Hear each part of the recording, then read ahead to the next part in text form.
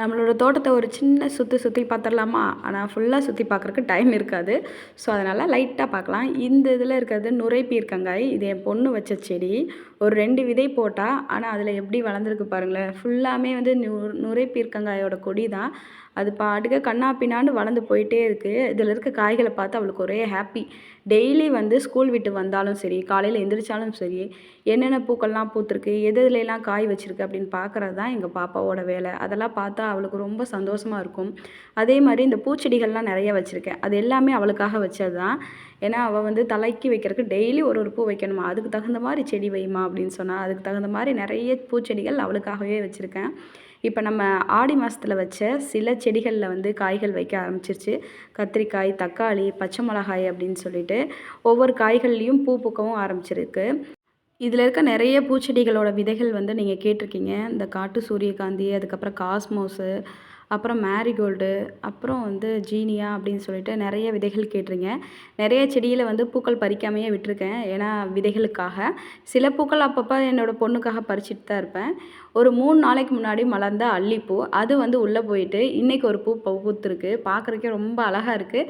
நாளைக்கு வந்து விநாயகர் சதுர்த்தி, விநாயகருக்கு வைக்கலாம் அப்படின்னு சொல்லிட்டு இருக்கேன். அதே மாதிரி என்கிட்ட அல்லிக்கிழங்கு வாங்குறவங்க, நான் கிழங்கா அனுப்புவேன். அப்படி இல்லைன்னா அந்த செடி இருக்கிற மாதிரி அனுப்புவேன். இந்த மாதிரி கிழங்கா அனுப்புனேன் அப்படின்னா, அதில் கொஞ்சம் களிமண் நிரப்பி அப்படியே உள்ளுக்குள்ளே வந்து வச்சுருங்க. நீங்கள் வச்சுட்டிங்க அப்படின்னா, இப்போ இலைகளோடு அனுப்புறதா இருந்தால் அந்த இலைகளில் எல்லாமே வந்து காஞ்சு போயிடும், இல்லைன்னா அழுகி போயிடும். அழுகி போயிட்டு அந்த உள்ளே இருக்க கிழங்குல இருந்து புது துளிர் வந்து விட ஆரம்பிச்சிடும். நீங்கள் என்ன நினச்சிக்கிறீங்க, வச்ச உடனே வந்து அதில் இருக்க இலைகள் வந்து காஞ்சு போகாமல் அப்படியே ஃப்ரெஷ்ஷாக இருக்கணும்னு நினச்சிக்கிறீங்க. அப்படி ஆகாது.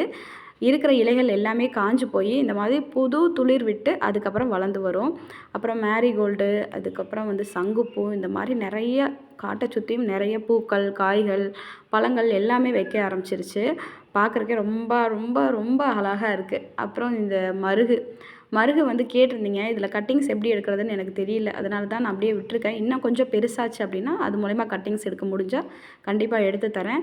அதே மாதிரி இந்த மேரிகோல்டு பார்த்துட்டும் கேட்டிங்க. பக்கத்தில் எங்கேயாவது நர்சரியில் கேட்டு பாருங்கள். அங்கே கிடைக்கல அப்படின்னா நான் அனுப்புகிறேன். சரிங்களா? அப்புறம் இது தவனம். எனக்கு ஒரு 2, 3 நாளாக ஒரு மாதிரி ஆயிடுச்சு. என்னடா இப்படி காஞ்சு போச்சே அப்படின்னு சொல்லிட்டு. அதுக்கப்புறம் பார்த்தா திரும்பியும் வந்து புது துளிர்கள் வந்து துளிர்த்து வளர்ந்துட்டுருக்கு. திரும்பியும் நல்லா வளர்ந்து வரும்னு நினைக்கிறேன். ஒரு 1 வீக் முன்னாடி நினைக்கிறேன், உங்களுக்கு வீடியோஸ்லேயும் காமிச்சிருப்பேன். வெள்ளை தூதுவளை வந்து நட்டு வச்சேன். ஒரு 4 டப்பில் மாதிரி. அது எல்லாமே நல்லா துளிர் விட்டு வளர்ந்துருக்கு. அதுக்கப்புறம் வந்து நான் ரொம்ப நாள் ஆசைப்பட்ட பொடுதலை நிறைய இதில் வந்து வச்சுருக்கேன். ஒன்று ஒன்றும் வந்து நல்லா வளர்ந்து வந்துட்டுருக்கு. நம்ம வீட்டை சுற்றியும் காட்டை சுற்றியும் நிறைய கீரை செடிகள் இருக்குது. ஒவ்வொரு நாளும் ஒவ்வொன்று சமையலுக்கு யூஸ் பண்ணலாம். அதனால் நான் கீரை வளர்க்குறதே இல்லை. ஏதோ ஒன்று ஒன்று ரேராக இருக்கிறது மட்டும்தான் வளர்க்குறது.